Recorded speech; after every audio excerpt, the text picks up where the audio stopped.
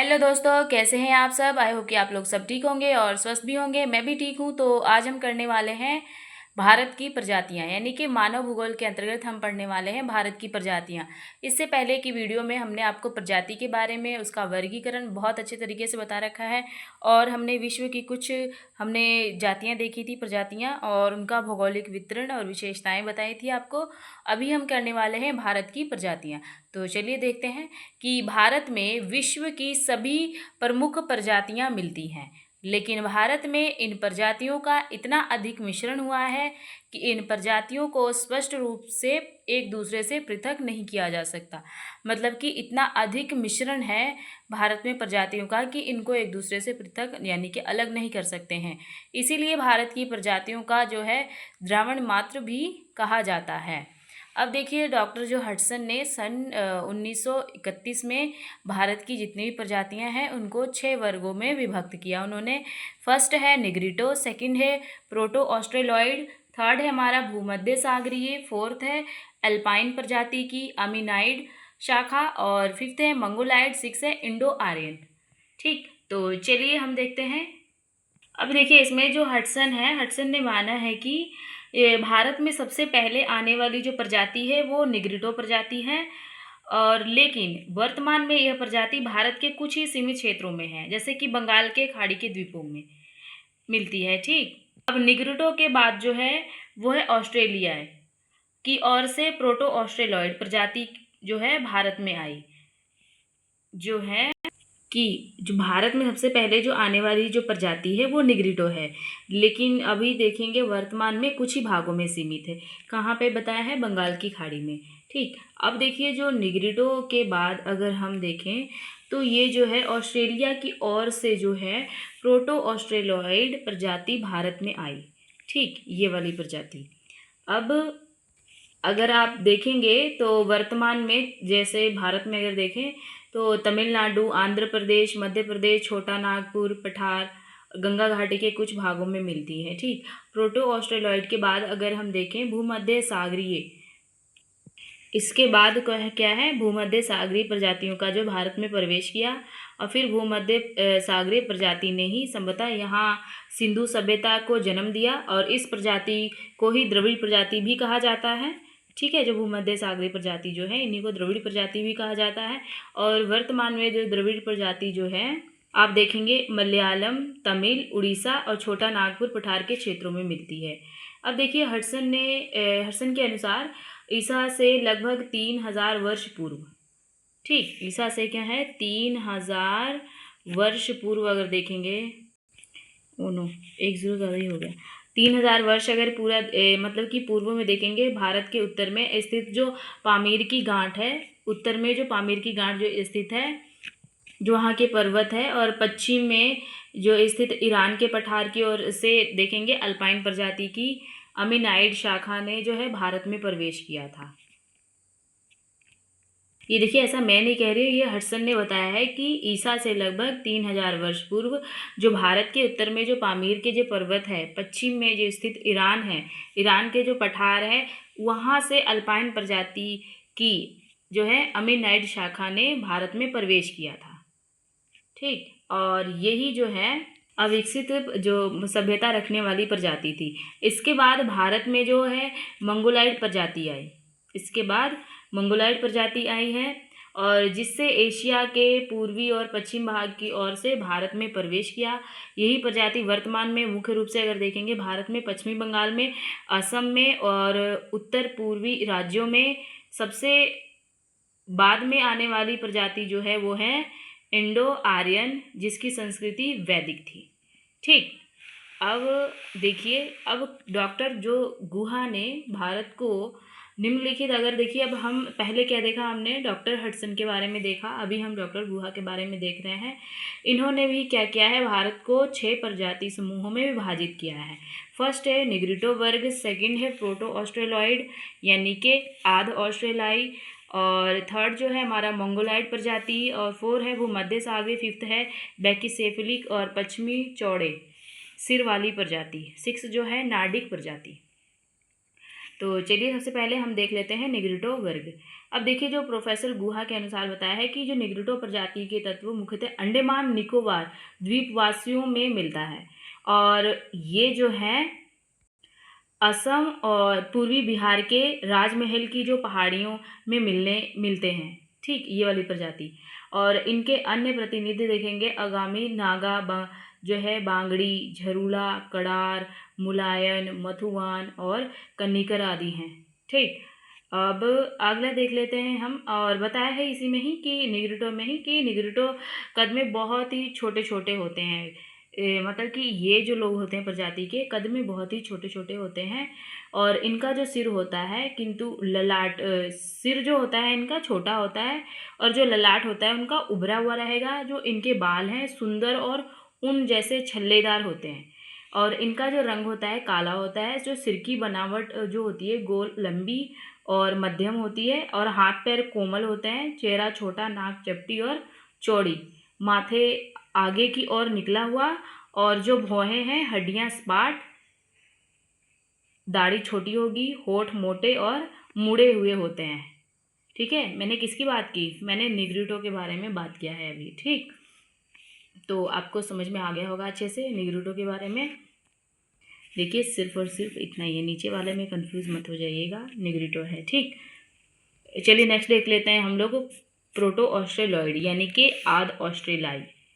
ठीक है, ऑस्ट्रियाई।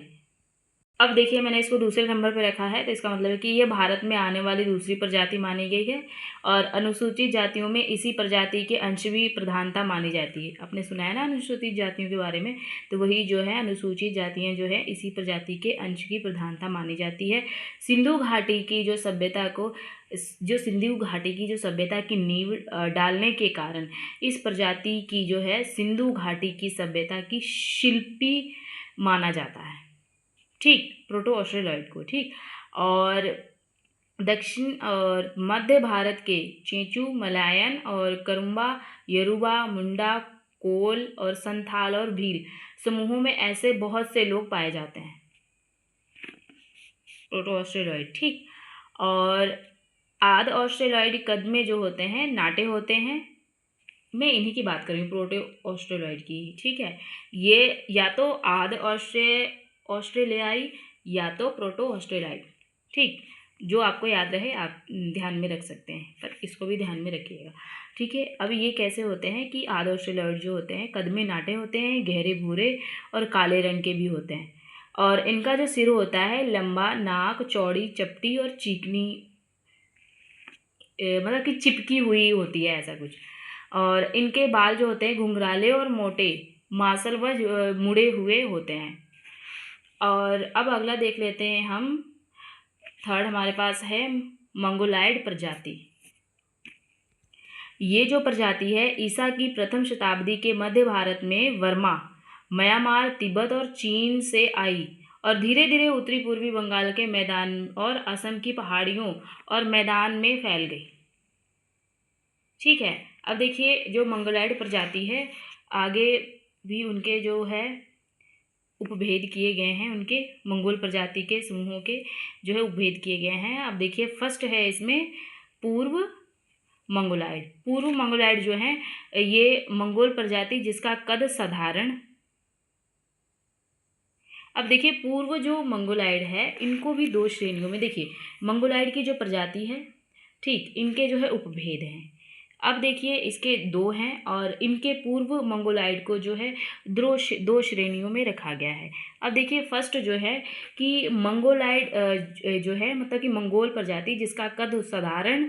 ठीक, अब मान लीजिए जो मैं अभी बता रही हूँ फर्स्ट पे कि मंगोल प्रजाति जिसका कद साधारण, नाक जो होती है साधारण होती है, जो कम ऊंची, मतलब नाक साधारण होगी, ऊंची नहीं होगी ज़्यादा। चेहरे एवं शरीर जो पर जो होंगे बालों का अभाव होगा।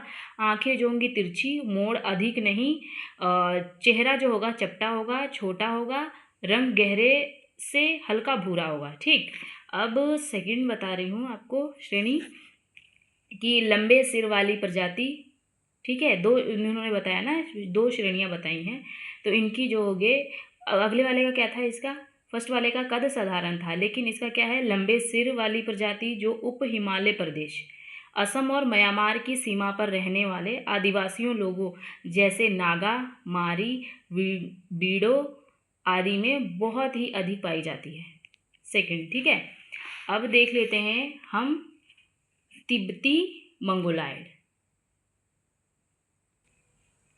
ये जो हैं लोग लंबे कद, चौड़े सिर और हल्के रंग के होते हैं। चौड़ी चपटी नाक होगी इनकी, चपटा मुंह होगा, शरीर पर जो बालों के अभाव होंगे। ठीक, नेक्स्ट देख लेते हैं भूमध्य सागरीय प्रजाति। अब देखिए ये प्रजाति जो है उत्तर प्रदेश, पंजाब, महाराष्ट्र, पश्चिमी बंगाल और मलाबार तट पर पाई जाती है। इस प्रजाति के अनेक उपसमूह हैं जो लंबे सिर, काले रंग अपनी द्वारा पहचाने जाते हैं। और भारत में इनकी प्रजाति के अब देखेंगे तो 3 प्रकार की अगर ये हैं भूमध्य सागरीय प्रजाति। इसमें से देखिए फर्स्ट है हमारा आद भूमध्य सागरीय। देखिए ये आद भूमध्य सागरीय जो होते हैं, इन लोगों का जो रंग होता है काला, गहरा, सिर लंबा होता है।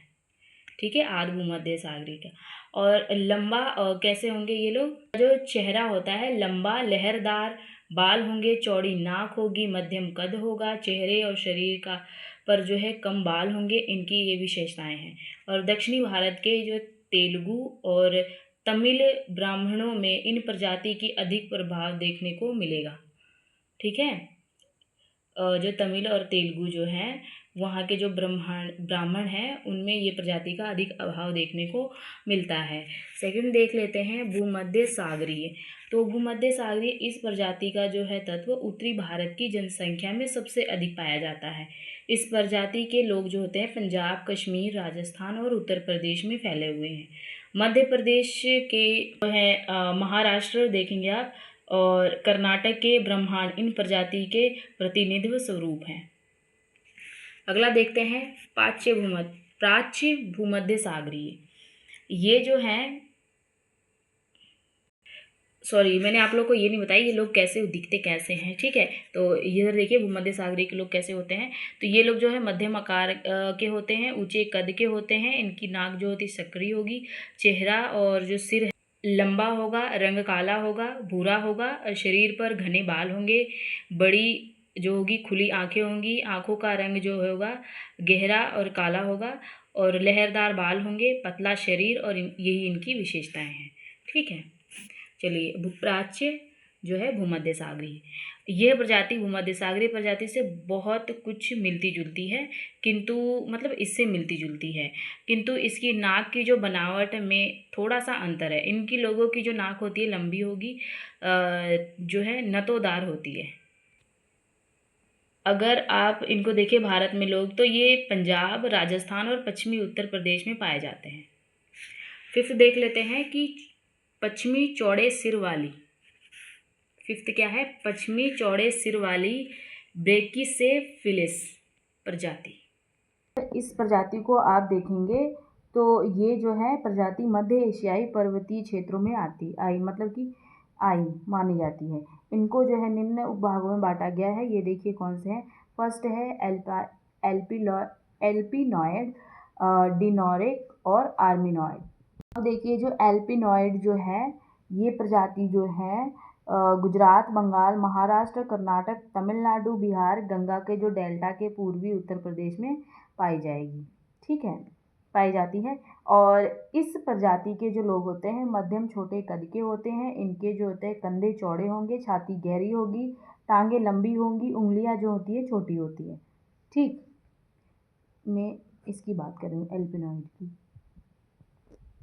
उंगलियां कैसी होंगी, इनकी उंगलियां जो होंगी छोटी होंगी, और इनका सिर और जो चेहरा होगा गोल होगा, नाक पतली होगी, नुकीली होगी।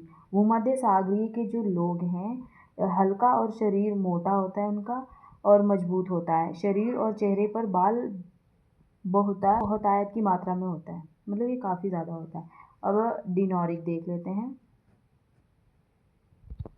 ये प्रजाति जो है पश्चिमी बंगाल, उड़ीसा, केरल, तमिलनाडु और कर्नाटक प्रदेश के भूमध्य, ये जो प्रदेश हैं भूमध्य भूमध्य जो सागरीय जो हमारी प्रजाति है उसके साथ मिलती जुलती हुए है ये वाली, ठीक है। भूमध्य सागरीय जो प्रजाति उससे मिलती जुलती है। अब देखिए ये कैसी है, ये लोग कैसे होते हैं, ये जो है लंबे कद के होते हैं और ये काले रंग के होंगे, सिर बहुत छोटा होगा, अधिक चौड़ा होता है, मतलब कि सिर इनका छोटा होगा, अधिक चौड़ा नहीं होता है। जो नाक होती है लंबी होगी और नतोदार होगी, गठीला शरीर होगा, भारी और लंबी टांगें होंगी, मोटी गर्दन होगी, होठ अधिक चौड़े, त्वचा का रंग हल्का, आंखें जो होंगी हल्के भूरे रंग की, बाल काले भूरे और घुंघराले होते हैं, ठीक। थर्ड है आर्मीनॉइड। आर्मीनॉइड ऐसा माना जाता है कि जो महाराष्ट्र में पारसी और उत्तर प्रदेश में कुर्मी लोग उप प्रजाति का जो है, जो कुर्मी लोग हैं, इस उप प्रजाति का भारत में प्रतिनिधित्व करते हैं। और इनका रंग जो होता है गोरा होता है, कद लंबा होगा, सिर चौड़ा व शरीर मतलब हष्ट-पुष्ट मतलब हृष्ट-पुष्ट होता है। अब देख लेते हैं नार्डिक प्रजाति, ठीक है। अब देखिए ये भारत में सबसे बाद में मतलब कि आई हुई है प्रजाति। इसे ईसा पूर्व दूसरी शताब्दी में स्थानांतरित माना जाता है, मतलब कि ये भारत में सबसे बाद में स्थानांतरित हुई प्रजाति है। इनका जो है मूल स्थान जो होता है स्टेपी प्रदेश होते हैं। सबसे पहले ये पंजाब में आकर बसे, फिर धीरे धीरे संपूर्ण गंगा यमुना मैदान में फैल गए और उस समय इन्हें दस्यु के नाम से संबोधित किया गया। किंतु धीरे धीरे इस प्रजाति ने भारत में प्रचलित सभ्यता को ही आत्मसात कर लिया और इस समय तक भारत में सांस्कृतिक परंपराएं काफ़ी विकसित हो चुकी हैं। अब जो है डॉक्टर हडसन और डॉक्टर गुहा जो हडसन है, दोनों ने भारतीय प्रजातियों में निग्रिटो तत्व का जो समर्थन किया, लेकिन अनेकों नृत्य शास्त्रियों ने उनके मतों की जो है कटु आलोचना करते हुए कहा कि वर्तमान में जो अंडमान निकोबार द्वीप समूह को छोड़कर भारत के किसी भी क्षेत्र में निग्रिटो प्रजाति के लगभग स्पष्ट रूप से देखने को नहीं मिलते तथा भारत की प्रजातियों के वर्तमान स्वरूप में इनका कोई योगदान नहीं है। वर्तमान में भी यह जो है जातिका है विवाद का विषय है और शारीरिक अंगों की नापों और रक्त परीक्षणों के परिणाम यह बताते हैं कि भारत में कुछ आदिम जनजातियों को छोड़कर कोई जाति विशुद्ध नहीं है और भारत में मिलने वाले विभिन्न प्रजाति समूहों में परस्पर मिश्रण होते रहने से वर्तमान में यहाँ विभिन्न समूहों के मिश्रित लक्षण मिलते हैं, ठीक। तो आज के लिए इतना ही। वीडियो कैसी लगी कमेंट बॉक्स में ज़रूर बताएं। तो सबसे पहले एक इम्पॉर्टेंट चीज़ रहेगी आपको बताने के लिए, क्वेश्चन इससे रिलेटेड अगर बनेगा तो भारत की प्रजातियों की विवेचना कीजिए, ठीक है। भारत की प्रजातियों के बारे में क्या जानते हैं आप, उसके बारे में जितना हमने बताया आपको आप उतना बता सकते हैं। अगर आप जैसे मैंने बताया 100% वैसा ही लिख देंगे तो मैं गारंटी लेती हूँ उसमें से आपके 1 मार्क्स भी मतलब 001 पॉइंट भी आपके मार्क्स नहीं कटने वाले हैं, ठीक। तो वीडियो कैसी लगी कमेंट बॉक्स में ज़रूर बताएं। मिलते हैं नेक्स्ट वीडियो में, तब तक के लिए बाय बाय।